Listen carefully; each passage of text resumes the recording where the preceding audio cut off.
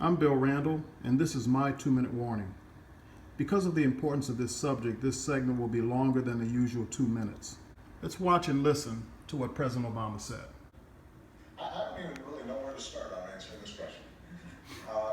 Of course, the elections will not be rigged. What does that mean? The federal government doesn't run the election process. States and cities and communities all across the country, they're the ones who set up the voting systems and the voting booths. And if Mr. Trump is suggesting that there is a conspiracy theory that is being propagated across the country, including in places like Texas, where typically it's not Democrats who are in charge of voting booths. That's ridiculous. That doesn't make any sense. And I don't. Well, President Obama says ridiculous. And with respect to what he said, does he have a point? Wanted to know if you knew that Mr. Priebus was accused of voter intimidation in his home state of Wisconsin. Did you know that? Why don't we read the allegation? This flyer says, "These great men died for fighting for our civil liberties." I think those spaces are pretty recognizable. And look what the inset says.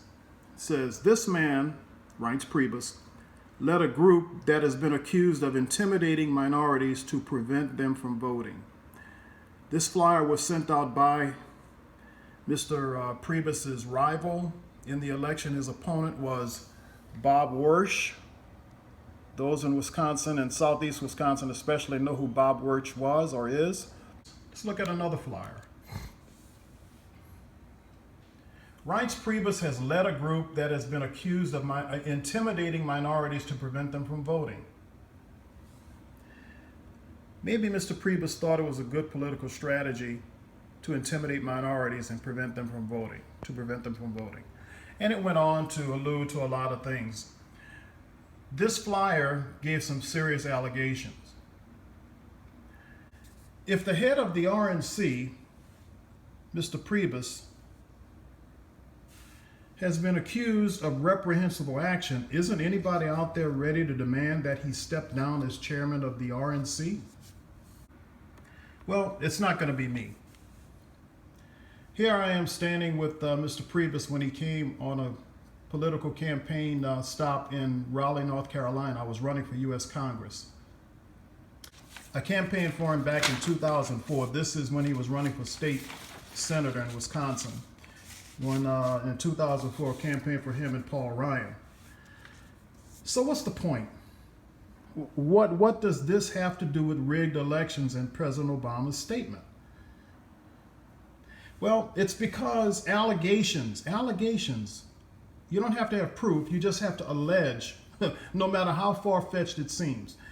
Allegations of voter intimidation is a Democrat strategy of intimidation to limit the effectiveness of poll watchers. Poll watchers? Yes, those are volunteers from each party who are there at the voting stations to ensure that everything is on the up and up and watching what's going on, to make sure that someone is not putting their finger or thumb on the scale to tilt it one way or the other. And without the poll watchers, the fox has potential reign over the hen house. You still don't believe me? Well, here's an excerpt from an article that was written about me in 2010. And it went on to talk about voter intimidation, and it impugned our motives, even though we were there just doing our jobs. It didn't say once that it was proven that we did anything wrong.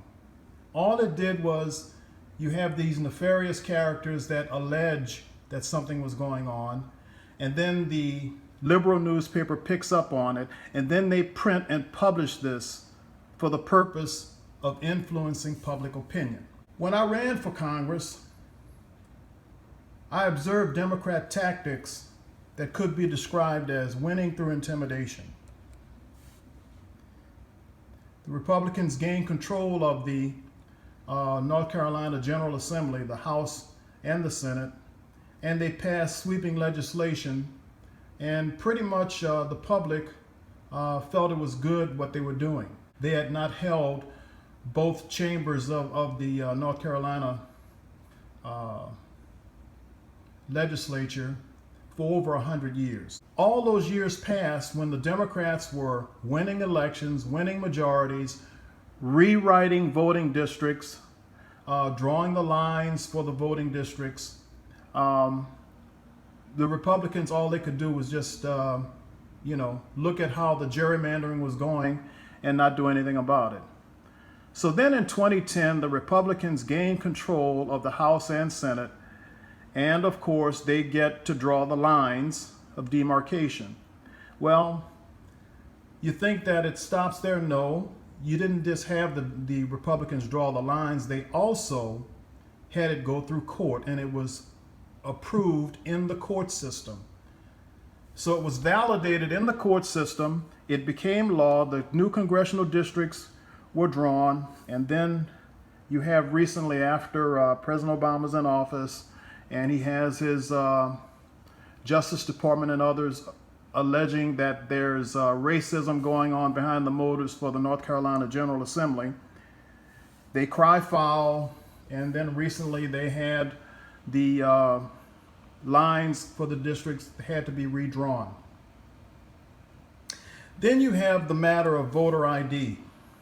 Of course, the new legislature had a very reasonable goal, and that is to make sure that there was not illegal things going on with people voting multiple times, getting on buses, going from voting area to voting area, and having them cast a lot of illegal votes. You have to have an ID card for pretty much anything you do of significance in society. What's wrong with having it for voting? So the voter ID was challenged also, and recently it was overturned. In my unsuccessful run for Congress, I got over 92,000 legitimate votes, and it is estimated by a few conservative organizations that my opponent got more fraudulent votes than the margin of victory. There was some serious voter fraud going on. This is just to call your attention to what had happened. I mean, the person we have in office now, George Holding, I think he's doing a great job. But that's not the point. The point is, elections are stolen when you have no voter ID and when you have no poll watchers there to make sure that everything is on the up and up. The RNC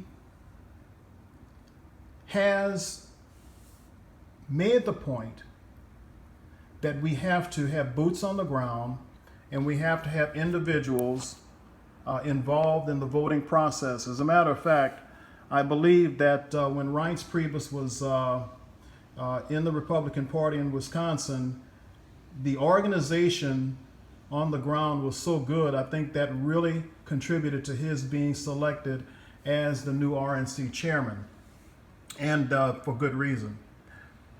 But I wanted to just address this matter that President Obama had brought out, saying that voter fraud and rigged elections is something that is ridiculous.